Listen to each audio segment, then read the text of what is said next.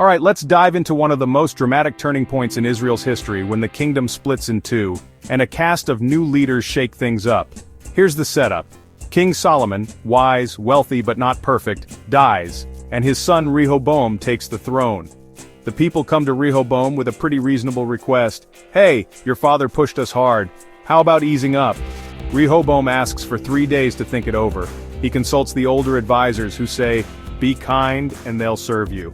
But his young buddies, they're like, no way, show them who's boss.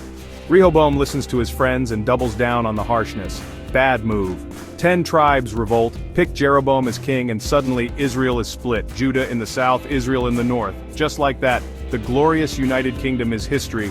Now, Jeroboam, the new king up north, gets nervous. He's worried people will go back to Jerusalem for worship and maybe ditch him. So, he sets up 2 golden calves, one in Bethel, one in Dan, and tells everyone, these are your gods now. Yeah, it's as bad as it sounds. He even creates his own festivals and priests, ignoring everything God set up. The Bible says this decision led Israel into sin, and things only get messier from there. Chapters 13 and 14, they highlight just how serious this is. Prophets warn Jeroboam, but he refuses to listen. There's one dramatic story where a prophet boldly confronts Jeroboam at the altar and, no surprise, God's judgment follows. The message is clear, leadership choices matter, and ignoring wisdom can have big consequences. Meanwhile, in chapter 14, both kingdoms face judgment. Rehoboam in Judah isn't doing much better, leading his people astray too.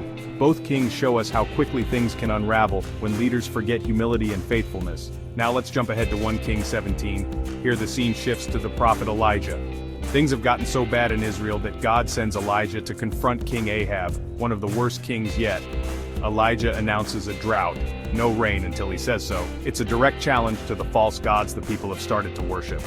Then, in a surprising twist, God tells Elijah to hide by a brook where he's fed by ravens.